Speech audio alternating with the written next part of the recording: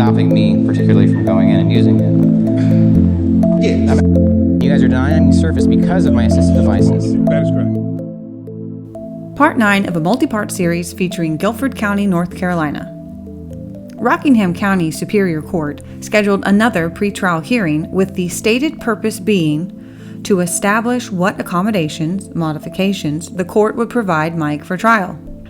Mike made an ADA request to modify the clerk's policy with regards to how they send and receive mail. The clerk's office sends and receives mail, and they file the documents that they receive via the mail. The clerk's office has already been making the modification partway by scanning the court file into OCR-compatible format and emailing it to Mike.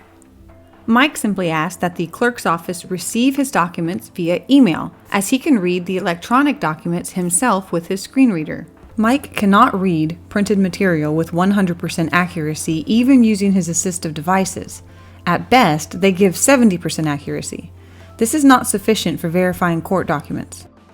The clerk's office denied Mike's ADA request and forced Mike to use a different person to act as Mike's visual interpreter. This violates 28 CFR 35.160C1, which states, "A public entity shall not require an individual with a disability to bring another individual to interpret for him or her." Mike filed several pretrial motions, including motion to sequester witnesses, Brady motion, motion for discovery of any prosecution material covering training or instruction on jury selection, motion to memorialize discovery, and a motion to suppress evidence. The second pretrial hearing in Guilford County Superior Court was held via WebEx with all of the same modifications in place as the first pretrial hearing on November 9th, 2021. Just so you know, there is a silent gap of over 15 minutes while we wait for the court to get their audio working. Skip to the 17-minute 53-second mark to avoid the silence.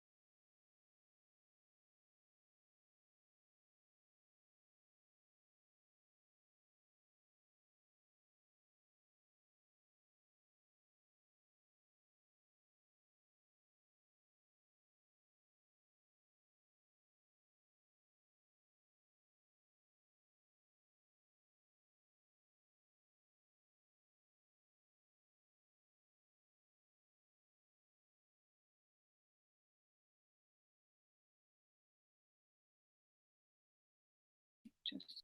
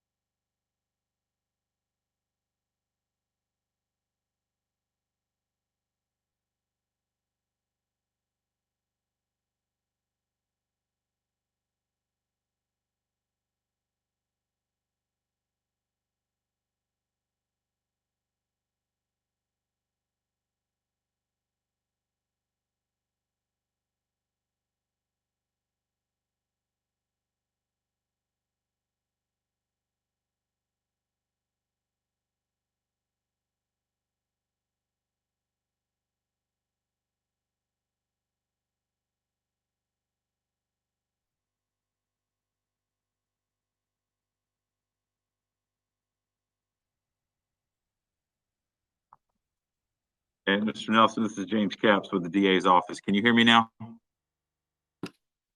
Yes. Can you hear me? It's coming through my computer. Madam Clerk, are you guys able to? Okay.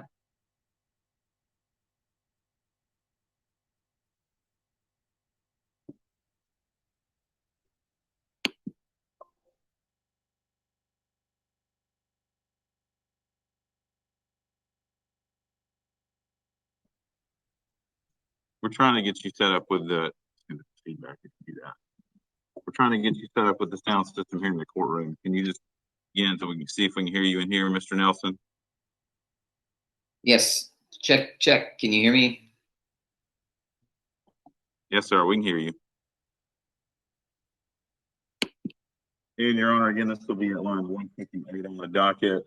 Michael Nelson, misdemeanor appeal, second-degree trespass, and RDO. This is on for administrative purposes to set a trial date. Mr. Nelson, can you hear me? I can. Who's speaking? Can you hear me, Mr. Nelson? Yes, I can. Who's speaking? Can you hear me now? Yeah, I can hear you. May I ask who's speaking? Let's see.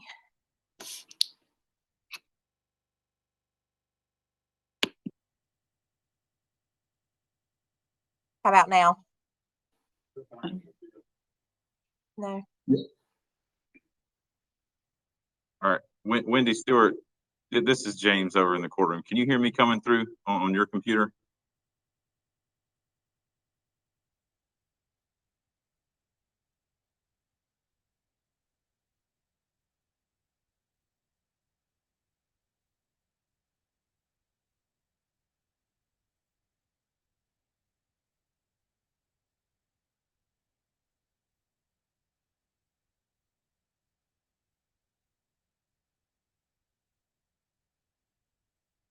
And there are proposed court dates for trial.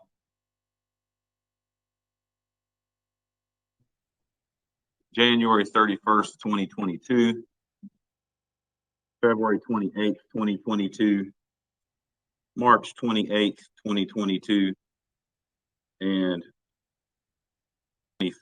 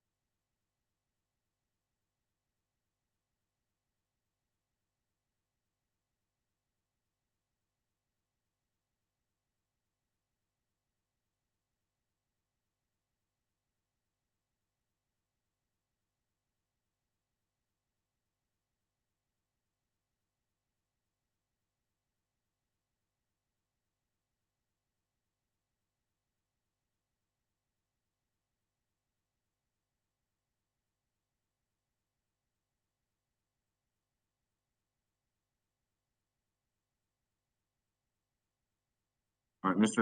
Nelson, can you hear me? I can hear you, Mr. Capps. All right, thanks. Did you hear the court dates that we listed out here in the courtroom, or do you need me to go over those again? I think I got 3 or 4 of them. Are you the only one who's been speaking? Up to this point, yes, sir. Oh, okay. So it was January 31st, 2022, February 28th, 2022, March 28th, 2022, and April 25th, 2022. Okay. You have a preference on when this is calendared? As soon as possible.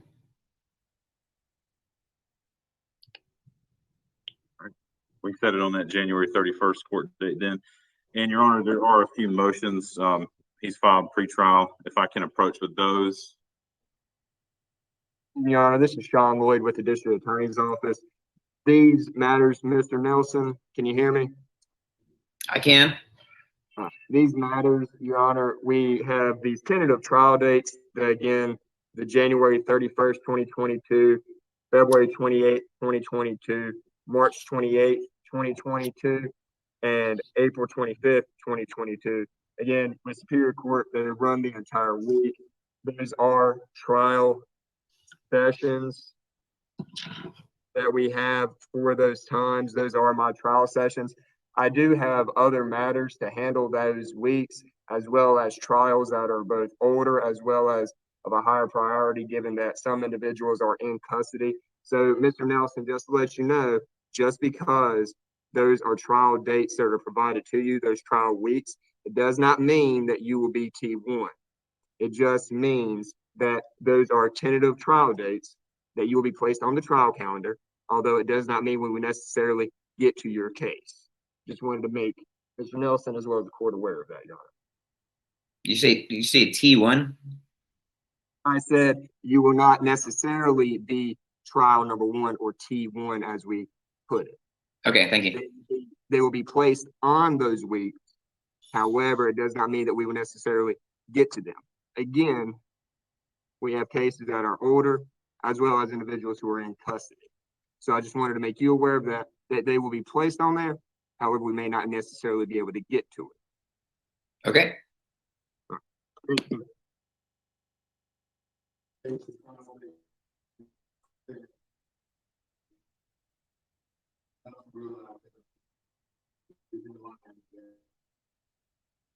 Sir, you understand that, Mr. Nelson, that you're just put on that week in the trial order, but we may or may not reach your trial depending on what actually is called for trial that week. Conceptually, what does that mean? Actually, does that mean that I would be in court and just wait until to find out, or would I know before going to court? Yes, sir. That means you'd be in court. Oh, okay. Is there a way to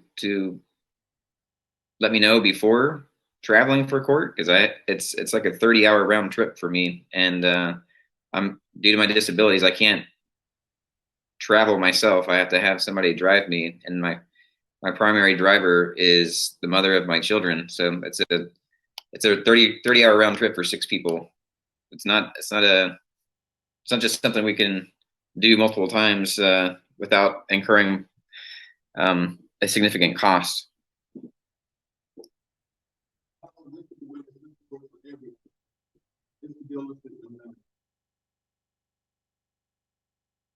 Are you able to hear the judge, Mr. Nelson? No, not at all.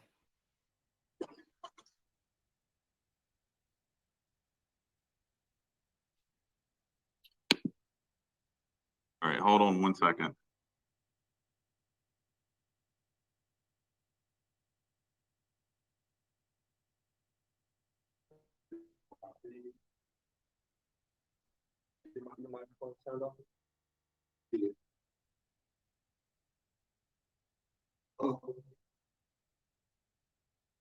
Judge is trying to address you, Mr. Nelson. Listen up and tell me if you can hear him.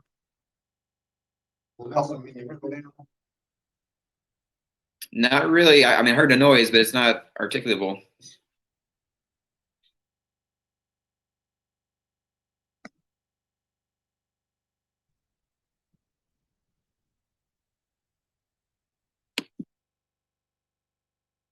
But if I could have a moment, this is John Lloyd. If I could have a moment.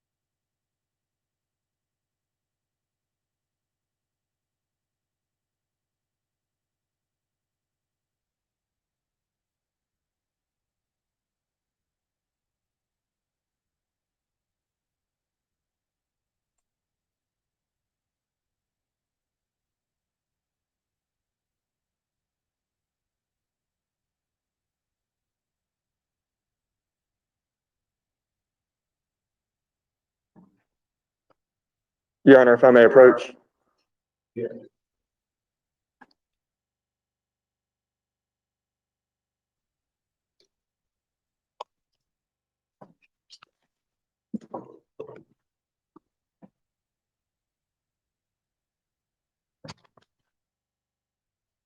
Mr. Nelson, can you hear me now? Yes, I can hear you now. May I ask who's speaking? Mr. Nelson, can you hear me? I can hear you speaking. Who is speaking? Am I muted? No. I believe he can hear you. Nelson, can you hear me now? I can hear the speaker. May I ask who's speaking? This is Judge Paul.L.Jones speaking. Okay. Mr. Nelson, as I was saying, when cases are scheduled,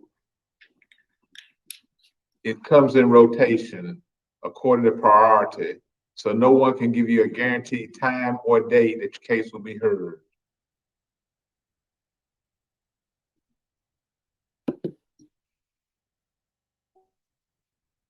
You understand that, sir? Yes, I believe I do.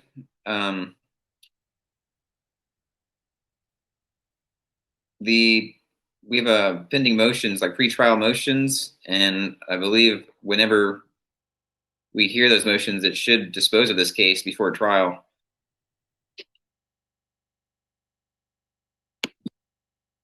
Okay. And Your Honor, I've got copies of his pretrial motions here, if I may approach with these. I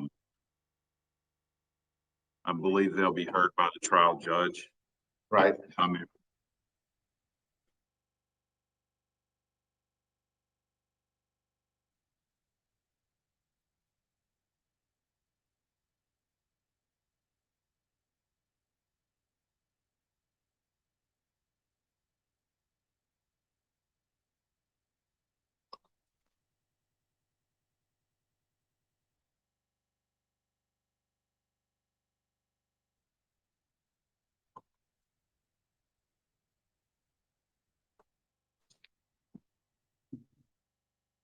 All right, Mr. Nelson.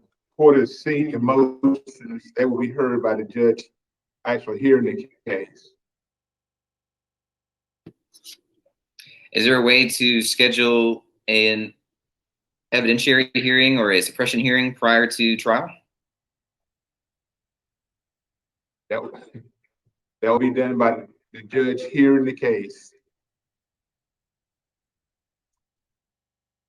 I guess I should rephrase. My question is, can we do a suppression hearing or an evidentiary hearing in the same format via WebEx?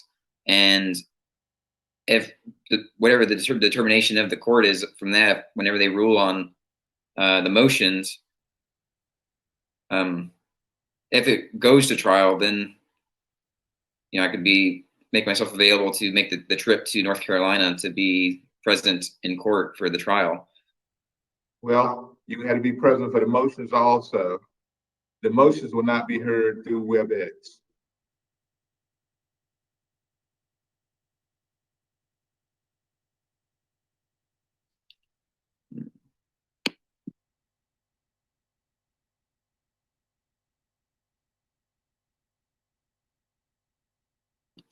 I was informed by Wendy Stewart that today's hearing was to hear motions.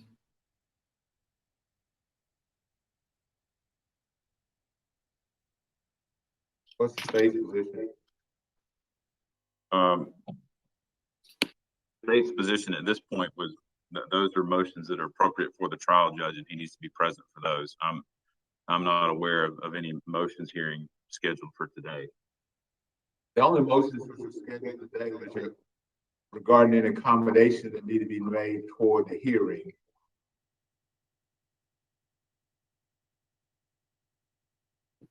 I didn't get that. Will you please repeat?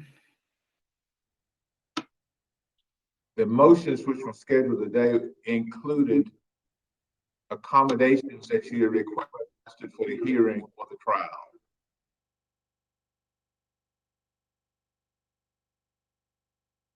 Okay, so if I'm understanding, is the purpose for today's hearing to discuss what accommodations will be granted in trial, and that's it? That's it. Okay.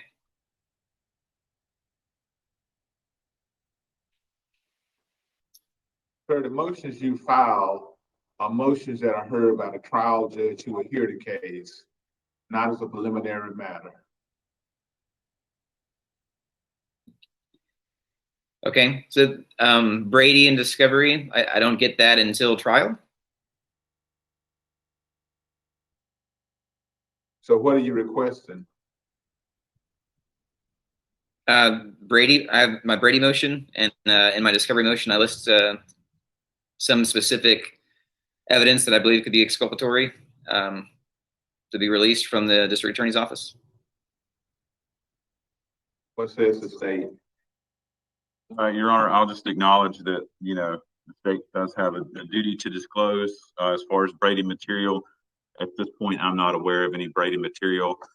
As to the discovery, I'm looking forward to statute 15A 901 902, the discovery statute, since this is a case that originated in district court.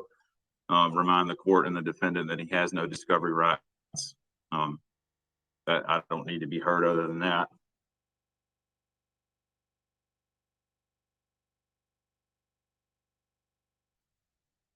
So Nelson, the state said they have no Brady material that you're entitled to. Okay, I believe he has body camera and security camera footage that I currently don't have, that I believe he's going to be using in court as evidence, and I'd like the opportunity to review that to see if there is anything that's exculpatory.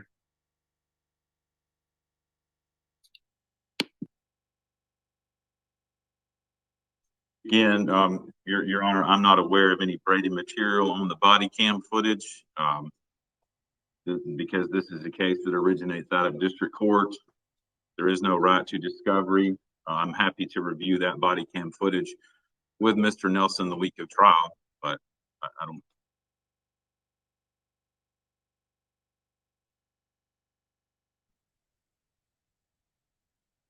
Nelson states that there is no exculpatory material.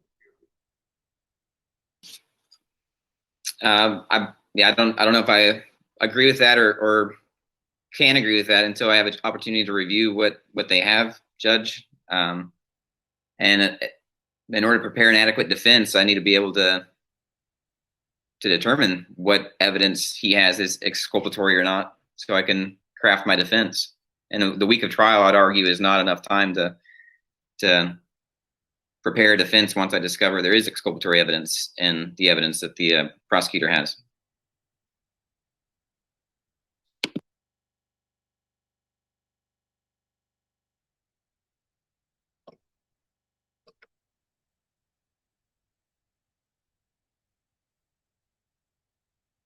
Well, procedure is, if you want to review it, you had to set up a time and a place where it can be reviewed, but by law, you're not automatically entitled to it.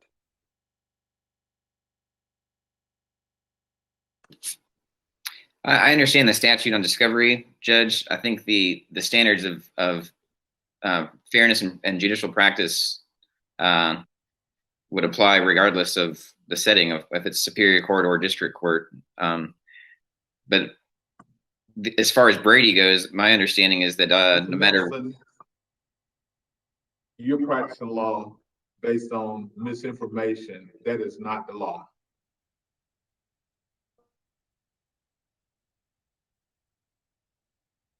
As far as Brady, Judge, are defendants entitled to Brady discovery regardless of where the case originates? They are not.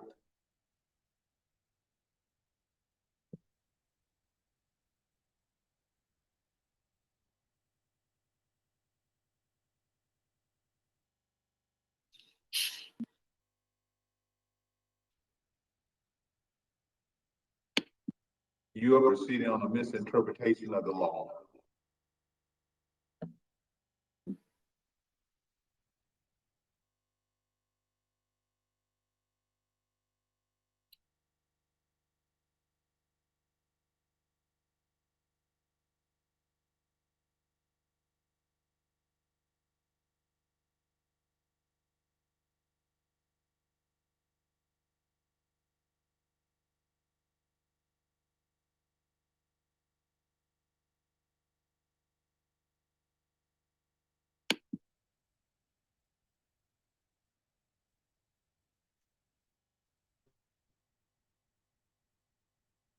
Anything else, Mr. Nelson?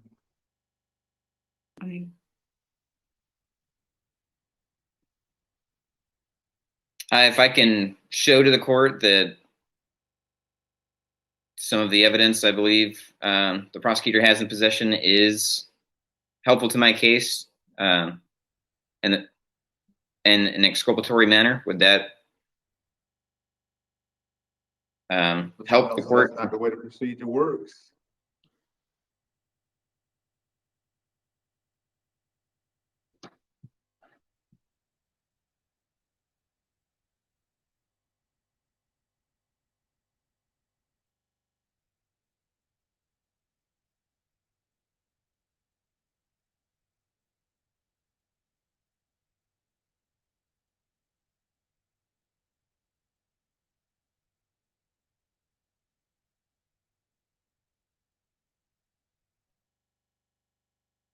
Mr. Nelson, as a preliminary matter, you asked for a visual interpreter. Do you have one now? Negative. I asked the court to provide a visual interpreter.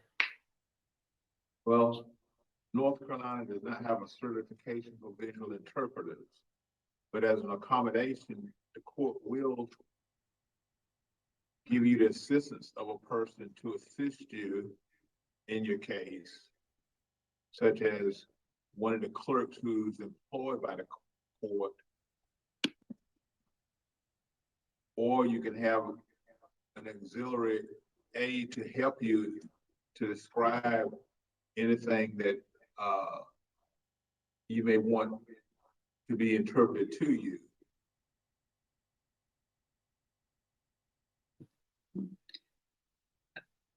Yeah, I don't think having a court personnel, like such as a clerk, acting as a visual interpreter would be beneficial to me. One, they don't have the proper qualifications, and two, I think it would be a conflict of interest. And as far as me providing my own interpreter, I don't have the funds to do that. And my understanding of the Americans with Disabilities Act, I can't be required to provide my own visual interpreter. The accommodation that I'm requesting in lieu of having a visual interpreter is being able to take visual notes.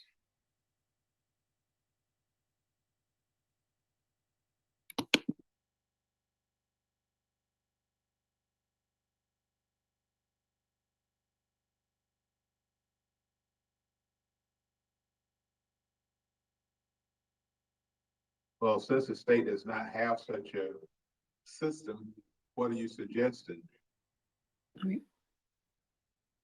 That I be granted the accommodations that we have currently in place, where I'm taking visual notes. So who's taking the visual notes for you? I am taking the visual notes currently.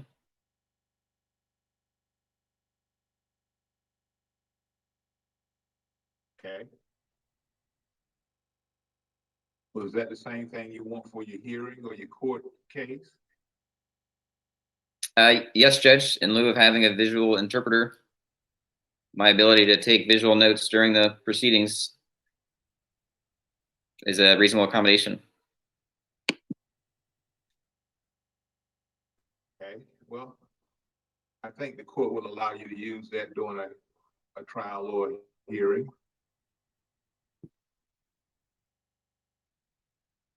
Thank you, Judge.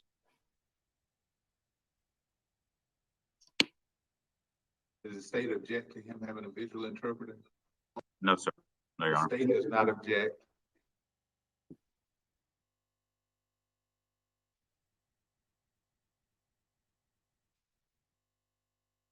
Anything else today? Your Honor, again, this is Sean Lloyd. Although the state wouldn't object to a visual interpreter, I'm uncertain as to the court presiding at the time of the trial, how they may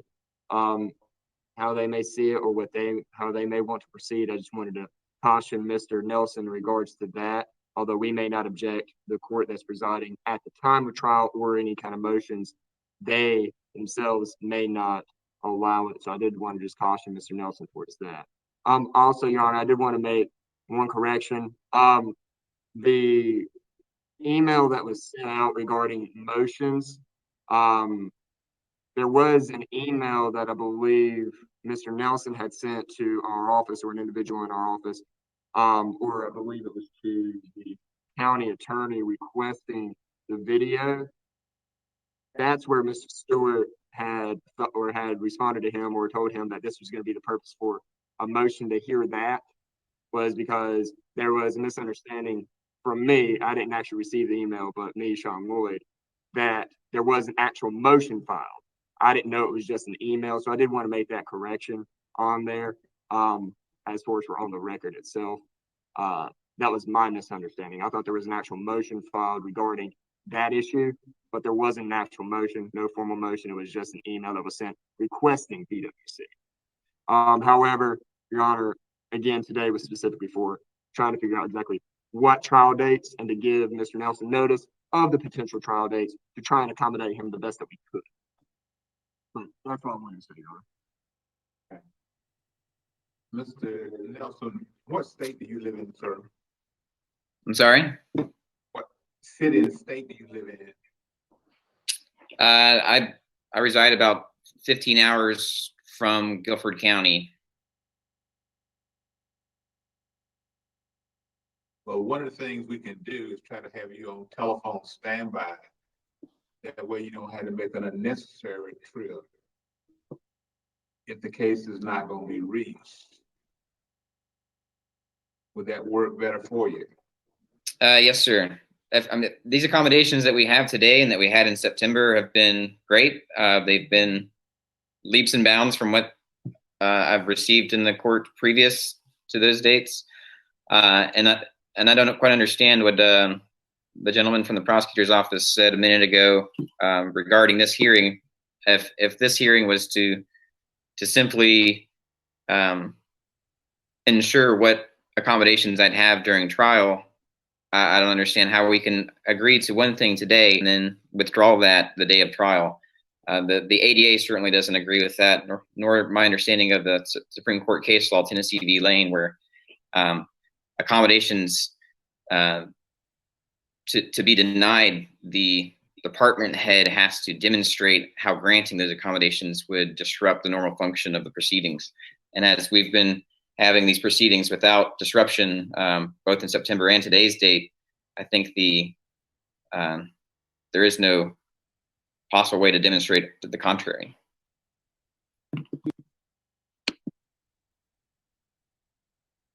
But one of the things you have to understand about court proceedings is the presiding judge determines the procedures that will be enforced at any particular hearing. So I cannot dictate what another judge will do.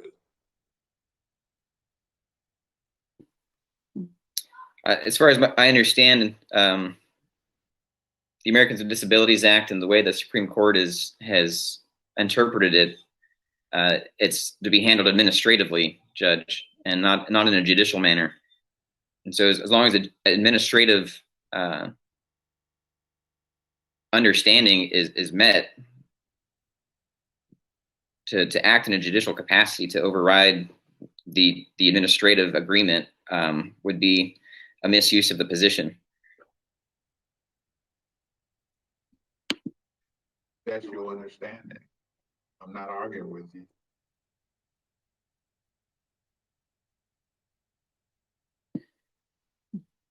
So as far as we know, the trial date, I will have the same accommodations that I have today. As it stands now, you will. Okay, thank you, Judge. Anything else for the state? No, Your Honor. Anything else, Mr. Nelson? No, Judge, thank you. All right. These proceedings are concluded. Thank you.